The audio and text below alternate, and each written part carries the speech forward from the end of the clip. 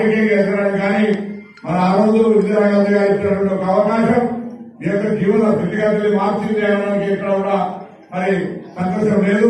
ఆ సేవాలాల్ మహారాజ్ గారు సంకల్పం ఆశీర్వచనంతో ఆ రోజు ఇందిరమ్మ నిర్ణయం తీసుకుంటే ఇప్పుడు కూడా ఈనాడు కాంగ్రెస్ లో ఉన్నటువంటి తెలంగాణ ప్రభుత్వం తప్పకుండా పంజాబ్లకు సంబంధించి ప్రత్యేకమైనటువంటి ఎక్కడ ఏ అంశం ఉన్నా పరిష్కరించాలనేటువంటి ఆదేశాలు ఇచ్చిందని మన సందర్భంగా చేస్తూ ఈ మధ్యాహ్న భవన్ కావచ్చు లేదా ఇతర ఈ భవిష్యత్ కార్యక్రమాలకు సంబంధించి హుస్నాబాద్ గిరిజన రిజర్వ్ నియోజకవర్గాల కంటే ఎక్కువగా అభివృద్ధి చెందే విధంగా నేను మీ యొక్క సోదరుడి గారి అందరి ఆశీర్వాదంతో మీ శాసనసభ్యుడిగా మంత్రి గారి సందర్భంగా ఈ ప్రాంతంలో ఉండబడేటువంటి ప్రతి తండా కావచ్చు ప్రతి గిరిజనులు కావచ్చు అందుబాటులో ఉండి మనకి జీవితంలో అభివృద్ధికి సంబంధించిన విషయంలో కూడా నా భాగస్వామ్యాన్ని చూపెట్టాలని మనం పనిచేస్తూ తప్పకుండా కూడా రావాలని మీతో ఈ యొక్క వేడుకల్లో కూడా భాగస్వామ్యం కావాలని ఇక్కడికి వచ్చిన వాస్తవంగా ఈ రోజు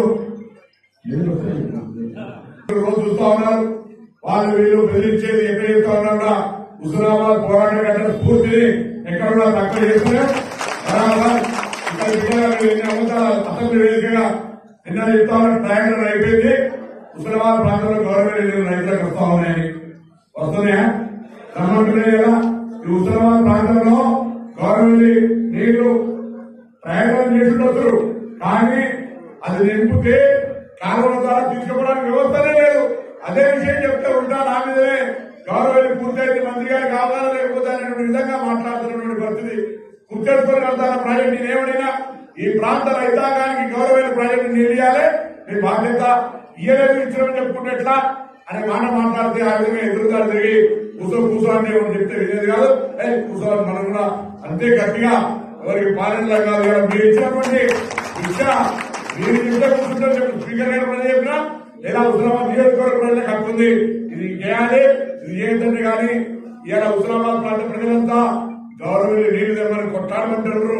అందుకే శాసనసభ వేదికగా బరాబర్ గవర్నమెంట్ నీళ్లు వేయాలి ఆ నీళ్లు సాధించాలని పాలన సందర్భంగా మరొకసారి సేవాలాల్ మహారాజ్ యొక్క 285వ జయంతి సందర్భంగా అందరూ కూడా పేరు పేరున ఉదయపూర్వకంగా ధన్యవాదాలు. నా దగ్గర కూడా గిరిజన నియోజకవర్గాలతో సమానంగా మా దగ్గర కూడా ఇక్కడ గిరిజనులు ఉన్నారు.